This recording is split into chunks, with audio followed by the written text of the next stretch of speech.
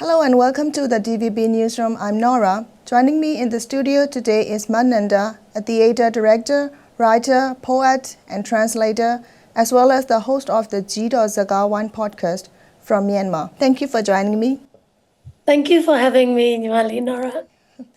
First, can you tell me a bit more about yourself? Where do you come from in Myanmar and how did you get involved with all of these activities I have mentioned? Thanks for the question.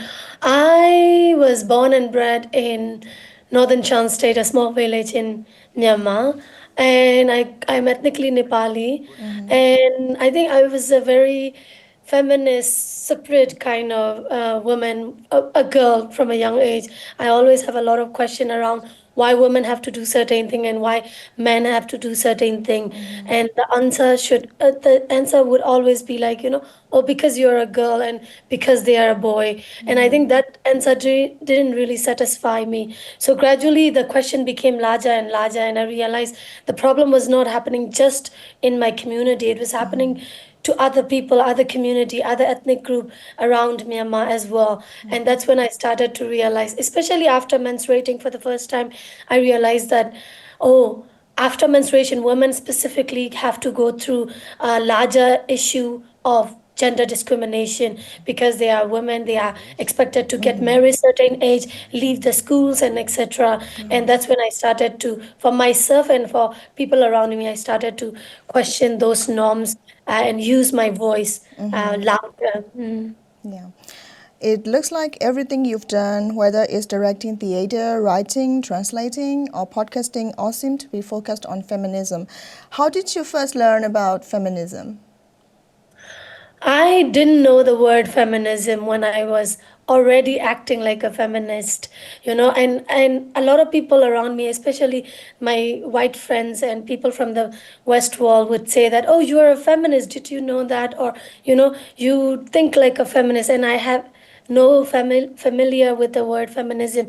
And when I look it up, the word feminism in the school, and I realized it was full with Western context, suffrage movement, abortion rights, and all that kind of thing that I was not familiar with because I was fighting specific cultural norms and harmful cultural norms. So those things you can't really find it there from the white history. Of course, there are some African women that are challenging those norms at that time, but white feminism was predominant in the history of search, on Google or Facebook or wherever you go. And I think the word feminism kind of came to enlightenment to me, and I understood it very clearly in 2014 or 15 when I was studying and I read the book of Chimamanda Ngozi Adichie, Why We Should All Be Feminists.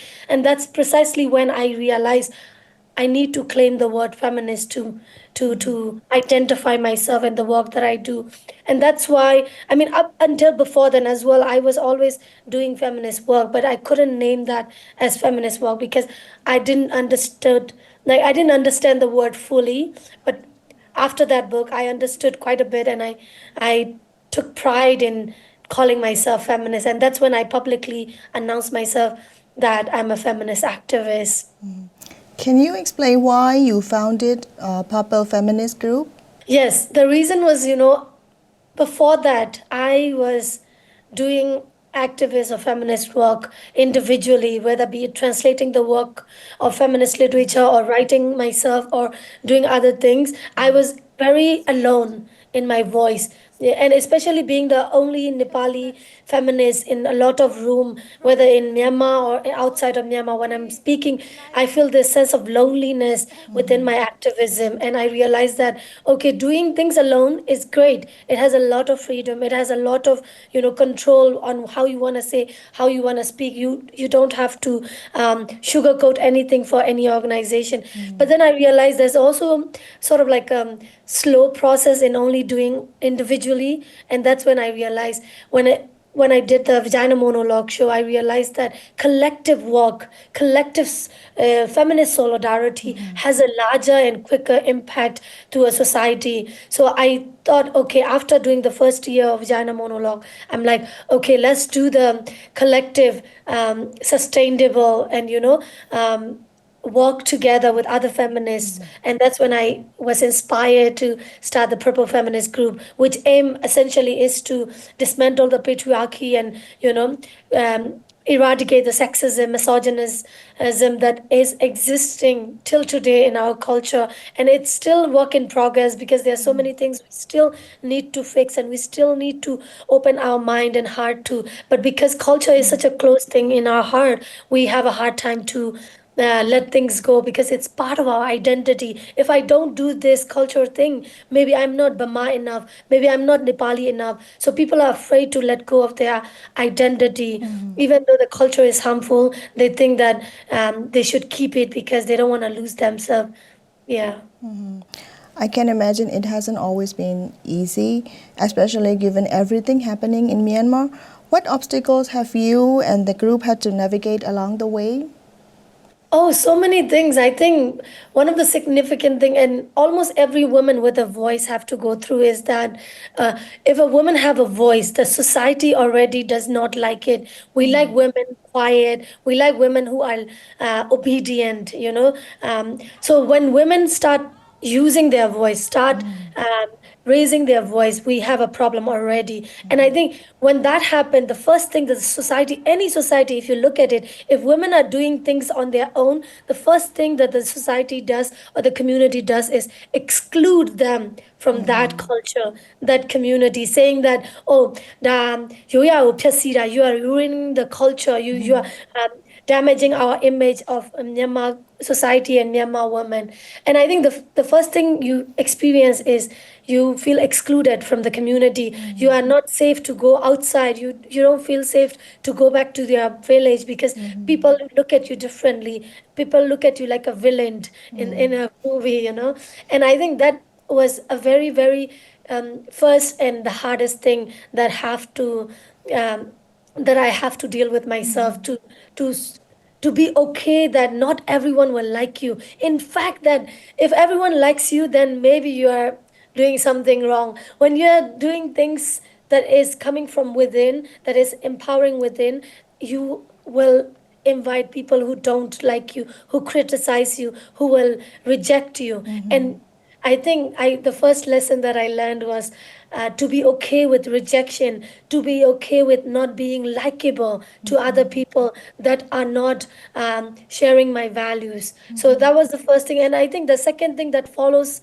with the exclusion was threatening women. Oh, if you say so and so, I'm gonna rape you. I'm gonna, you know, uh, do this and do that kind of murder you. Like that kind of things was very also alarmingly coming through my DMs on social media, as well as people who are outside would say things like, "Oh, you are not a good person for our daughter or for our sisters or for our mother, so stop hanging out with them. If you don't stop hanging out with them, we will do this and that to you." And I lose a lot of friends on the way, to be honest. People think that whenever I'm friends with a married woman, I will eventually encourage them to get a divorce, which I do. If they're a bad partner, if they are in a bad marriage, I would totally encourage, shamelessly encourage to get a divorce. And I think being excluded and being the alone, like a lone voice in the crowd where everyone's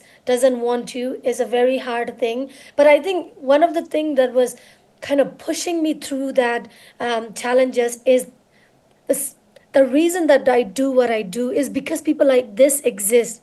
If people like this does not exist and does not exist, I don't have to be a feminist, Nora. I can just chill and write and sing and dance and, like, have whiskey. But now, because the the world and the society is such a patriarchal place where women speaking alone is kind of not sitting well with them. That is the reason that I'm still doing what I do.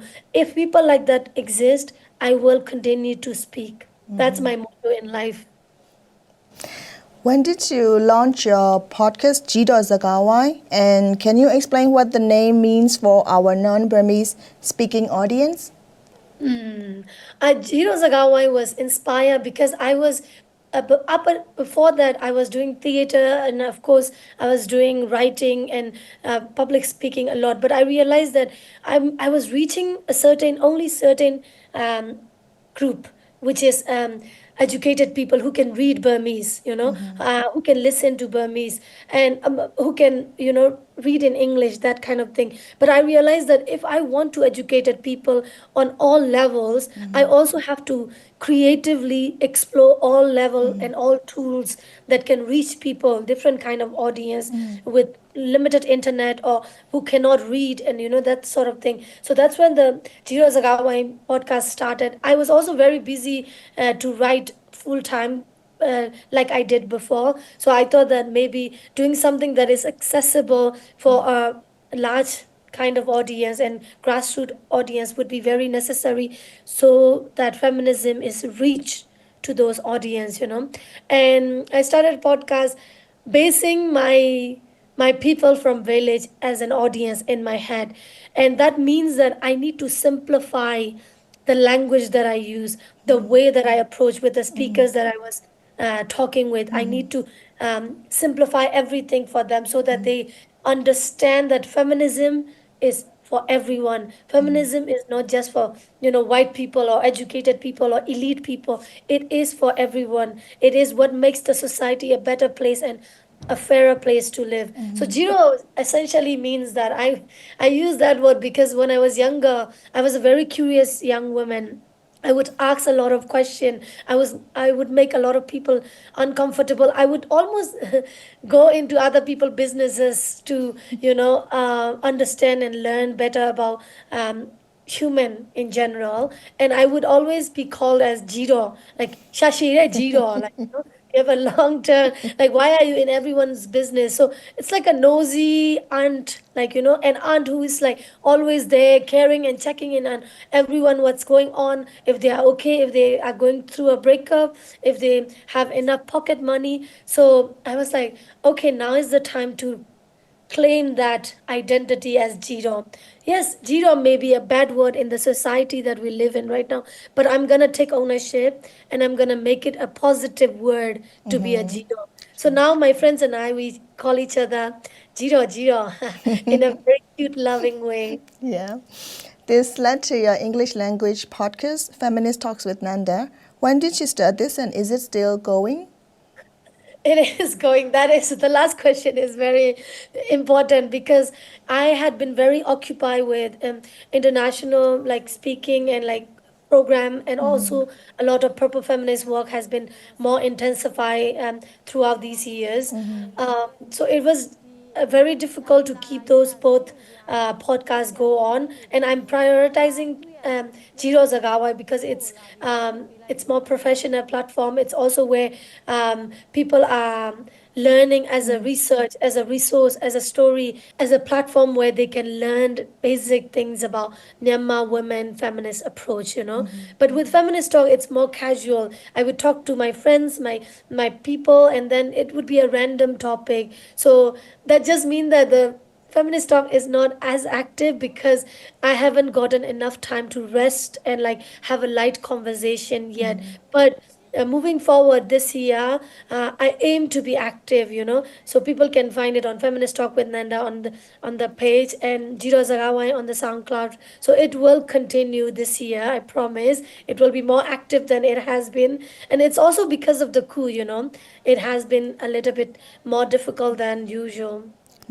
In 2020, the BBC named you as one of its 100 women. How did this help you in your work? Well, that's an intense one. It's been 5 years already, but I think still till today that recognition has kind of impacted the value of my work actually. I was the same Nanda before that recognition as well. I was doing the same thing, but because of that recognition, it has um, given me sort of like a higher value in the market in a way. So in in a lot of ways, like people just want you to talk to people would just want to invite you or talk to you because you are part of that award, or you've been recognized by BBC. So I think it increases the value, but I have to emphasize that what I have been saying and what I've said has never changed. The way I speak and the way I carry my work has not changed. But the only thing that changed was the way people see the value of me and see the things that I do in a more different, higher standard in a way. Yeah. Mm. And how did the 2021 military coup affect your work? Mhm. Yeah, as I said, I think it's for everyone as well. The coup has slowed down a lot of things that you can do more actively, but also at the same time, I would like to stay positive that because of the coup, we have now become very creative in our approaches. Like 5 years ago, we wouldn't think of doing this kind of interview like this. But because of the coup, we have become more creative and more smarter actually to come up with a better solution, easier solution for all of us to do the work from far away and do it more as safely and securely. So there are pros and cons. I would say there are more cons like mental health and then security concerned, the constant electricity shortcut and like not having enough water to drink sometime, because there's no electricity, so you cannot run the engine to get water and you don't shower many days. So that really affects your physical body, mental health as well. I think this affect to almost all the average citizen as well. But one thing I want to emphasize is with the feminist work, luckily that this has been true for many years, and this will connect to I think mostly your next question about the coup has no to very little interest on women's right work in Myanmar. They are more interested in the political aspect to it or economic aspect to it. They are not really interested in the women's issue. This was true while we were having like, staying here and why the military was still in some kind of indirect power as well. They do not care what women discussion is or are about. They are more like, and that I think because of that reason you feel some sort of like a burden off your shoulder because they don't really care that much of what we are saying, but that also feels like a disrespect that they do not care the rights of women enough to see this as a threat to them. Mm. So, from what you've seen, how has all this affected women in communities who were already struggling? What changes have you noticed? In a positive or negative way? Both. But both.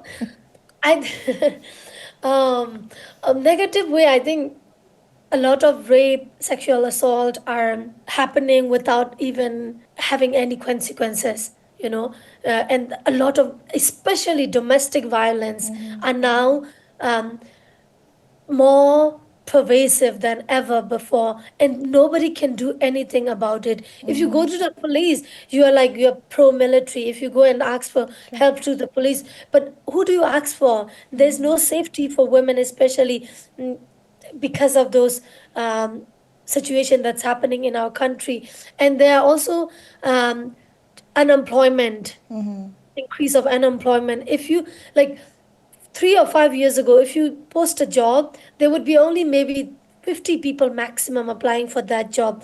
But now, if you post a job, any kind of job, you would see at least, in our case, you would see at least 200 to 300 people applying for that job. And that significantly shows that how difficult it is for people to navigate through life.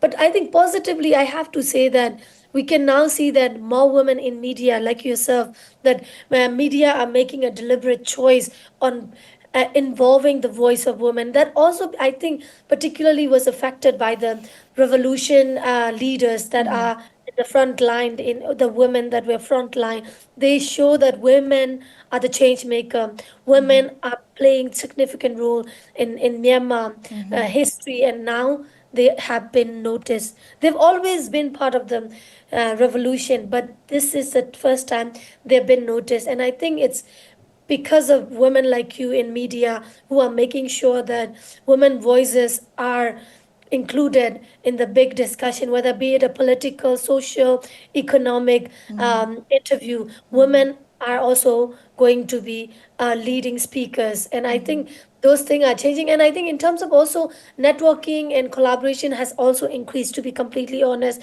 especially among NGOs. Before that, there's a sort of like a hierarchy of INGO, NGO, where you feel like the older generation would not want to collaborate with younger generation because, oh, you're still young, you're still learning, kind of limitation was there. But now I think that is removed. Now people are saying that, okay, younger people are the lead of the society. They are going to lead the society. They are leading the society. So we must include them in any kind of discussion and political dialogue that we are having. So now, as you can see, more than ever, we can see young people engaging in political dialogue and all over the social media.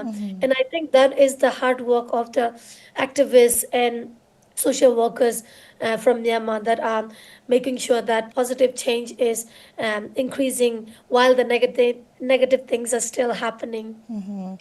You're cited saying that dictatorship is comparable to the patriarchy, while democracy is comparable to feminism. Now this is interesting, especially in Myanmar's context. What made you say this? Because it's the truth.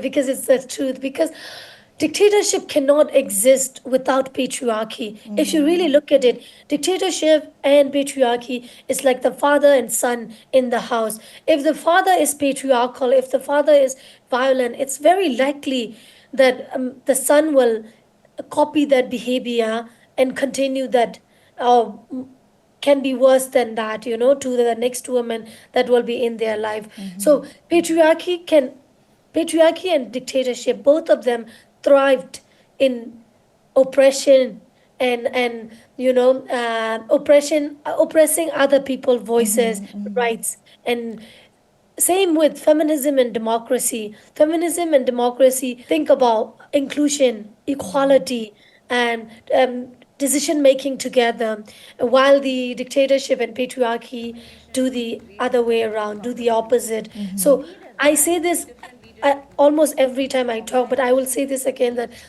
dictatorship can never sustain without the patriarchal. And patriarchal exists because of the man gaze in our society, where man, everything that we see in our society, in our house, is through the lens of the man, and also through the a man's decision. So everything that's structured in our society, from household to the national level, international level, we can see that everything is designed to comfort and to make it easy for men, to make men to keep their power.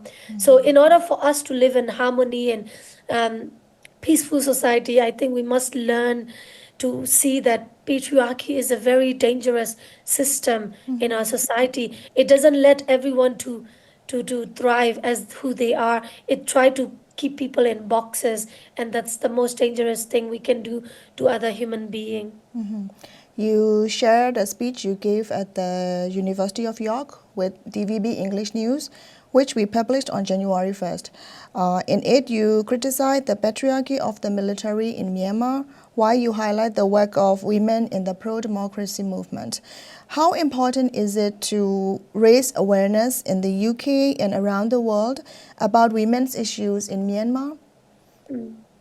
That's a good question, actually. I think it's important, particularly in the UK, as someone who have been there, who had been there. I realized very quickly that as soon as we are from Asia in general, Southeast Asia, but from Myanmar, their assumption is that we are someone who needs saving, who need a white person to help us, to educate us, to create opportunity for us.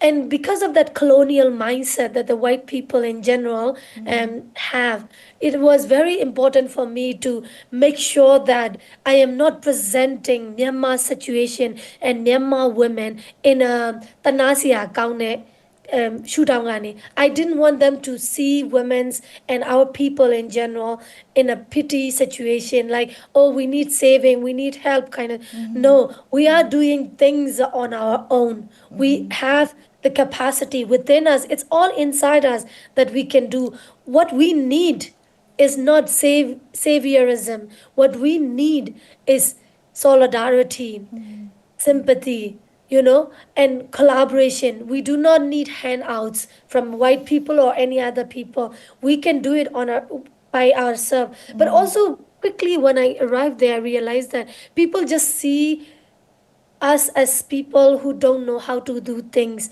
who don't have understanding of politics or economics or social work. And I think that became very dangerous narrative in their head. So for me, my job was giving that speech. I was very mindful about writing that speech because I wanted to make sure that, okay, I'm presenting the truth about the Myanmar, but meanwhile I'm presenting in a tone, in a narrative that does not look down on our people and on our contribution. So it was a very deliberate choice to make that we present our people and country situation, but we did not make ourselves small because we are not small people. We are a capable people who can do things on our own. We are just there to collaborate and to exchange knowledge and to ask for solidarity. Yeah, that's why I had to do that. Yeah. From your perspective, what meaningful ways can people outside Myanmar stand with women there right now? What kind of support actually makes a difference? Oh, there are so many ways to support, to be honest, like creating scholarship opportunities for the university student that are dying to go to university but cannot go here. And there are also ways to create collaborative approach to work, giving funding, for example, to organization, either news agency or INGO, CSO, and making sure that those funding are flexible, are not rigid, like on not tight, like right, having to write 10 report or 15 paper. It's not helpful like that. If we really want to help, we also have to come up with an approach that is feasible for the people who are doing the groundwork. So, and I think uh, I don't believe in statements like people putting out statements so and so, so and so. I don't think statement do anything. But what I would encourage is talking to a friend, being a good friend, being a good listener to those friends that you are talking to without judging and saving them. Listening is also very helpful for mentally. I have a friend I talk to every day about the situation, every single thing that happened in the country, and she listened, and I feel better in a way, even though I know that there's nothing she can do. Sometimes you don't have to do anything. Just being there and listening is quite an okay thing to do as well, quite a cool thing to do as well. And lastly, I would say that no matter who you are, in which part of the country you are living, make sure that you are sharing the right information of the situation. Do not share disinformation, misinformation on social media and mislead the conversation, mislead the situation. Don't contaminate the information. So make sure that you're following the right news agency and you're following the right person who is speaking the right and truth information about what's going on. Because if you don't have the right information, it would be very difficult for you to be the right person to support other people. So um, I think these are some of the things that you can do to help and support and show solidarity with any country, really. But for Myanmar, that would be my request. You were selected for the CAHR Protective Writing Fellowship at the University of York. How was that? What are you working on now? While I was there, my main job was to rest and respite. The whole program was to make sure that we are resting. As an activist, we don't rest enough. We are always constantly, if we're not walking, we are thinking. If we're not thinking, we are doing. So it's a circle of unrestful journey as activists. I think everyone knows that as well. Um, but while we were there, we were also given the opportunity to write any topic that we want to write. So right now, I'm focusing on, I'm not going to say it publicly, but I'm focusing on a history of my family and the journey of, like, the role of men in my family, both mother side and father side, and the role of women in my mother and father side, and how their role and our role has changed and what helped that change to happen. So it's really going back to my history, family tree, but going to that journey with a with a feminist lens, intersectional feminist lens, and to really figure out if we were male dominated family or female dominated family. So it's either patriarchy or matriarchy or neither. So I want to understand that. So I've been doing a lot of research, and it was a work in progress, um, that I did in York as well.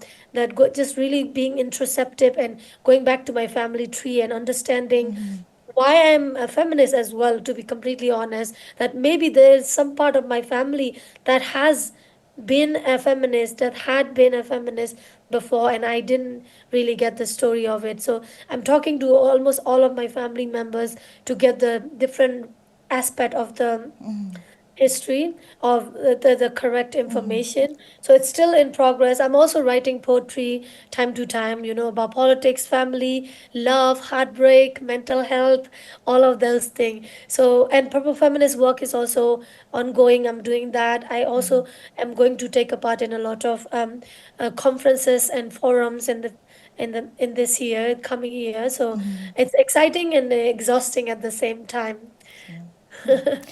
As we wrap up, how can people find your work? Are you on social media, or is there another way for Myanmar people to read your writing or listen to your podcast? Thank you. You can just go to Feminist Talk with Nanda. I'll send the link to you so that you can put it down. And I'm on Instagram and Facebook. So just come there. You will get plenty of feminist lecture and funny things and exciting thing and serious thing there. So if you are there, you will find everything else that you need about me. Thanks so much for your time. I think more people in Myanmar need to learn about feminism and the role women have played in the country's pro-democracy movement. I absolutely agree with you. Thank you for having me. It's been a lovely feminist journey talking to you at DVB.